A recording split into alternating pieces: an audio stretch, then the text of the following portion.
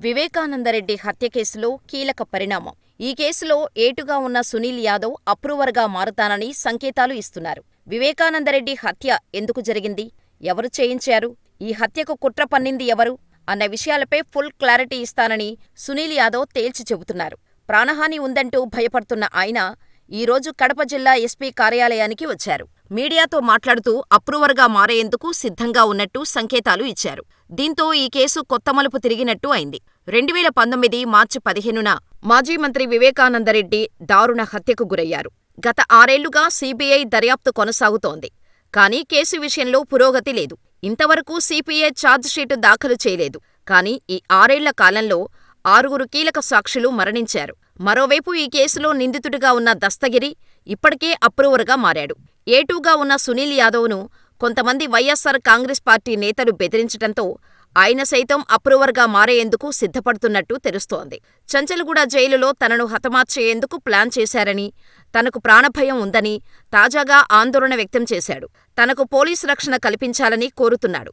అయితే ఇప్పుడు ఉన్నఫలంగా ఈ కేసులో ఏటూ నిందితుడిగా ఉన్న సునీల్ యాదవ్ బయటకు రావడం విశేషం. గత 6 ఏళ్లుగా చాలా రకాలుగా ఇబ్బందులు పడ్డానని, ఇన్నాళ్లూ మౌనంగా ఉన్నానని, ఇప్పుడు చంపేస్తామని బెదిరిస్తున్నారని సునీల్ యాదవ్ చెబుతున్నాడు.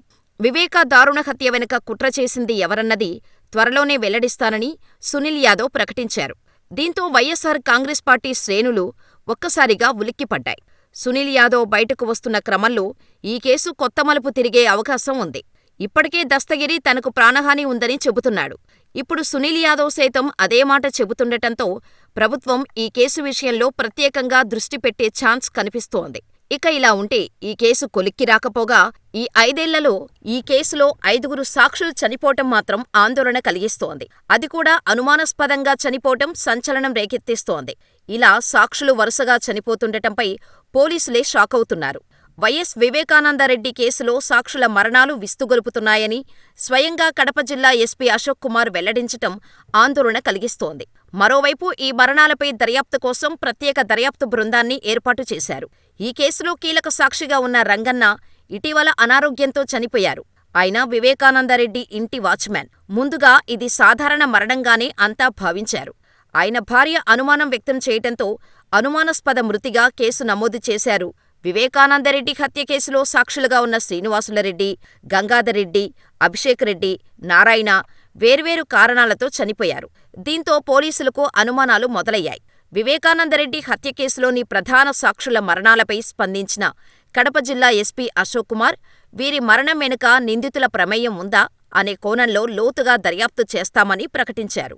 5 ఏళ్లలో 5గురు కీలక సాక్షులు మృతి చెందారని, సాక్షులు ఏ కారణాలతో ఏ పరిస్థితుల్లో చనిపోయారో దర్యాప్తు చేస్తున్నట్టు తెలిపారు. కాగా గత 5 ఏళ్లలో ఈ సాక్షుల నుంచి వాంగ్మూలం సేకరించారు సీబీఐ అధికారులు. అయితే సీబీఐ అధికారుల తీరుతోనే సాక్షులు వరుసగా చనిపోతున్నారన్న విమర్శలు వ్యక్తమవుతున్నాయి. ఈ తరుణంలో దీనిపై కూడా సమగ్ర దర్యాప్తు చేపట్టనున్నట్టు ప్రకటించారు కడప జిల్లా ఎస్పీ. డీఎస్పీ ఆధ్వర్యంలో సాక్షుల మరణాలపై ప్రత్యేక దర్యాప్తు బృందంతో విచారణ చేపడతామని చెప్పారు. సీబీఐ తీరుతోనో మరణాలు సంభవించినట్టు వస్తున్న కామెంట్స్పై కూడా విచారణ చేస్తామన్నారు. తాజాగా జరిగిన పరిణామాలు చూస్తుంటే మరి వివేకా కేసులో ఎప్పుడు న్యాయం జరుగుతుందో వేచి చూడాలి మరి.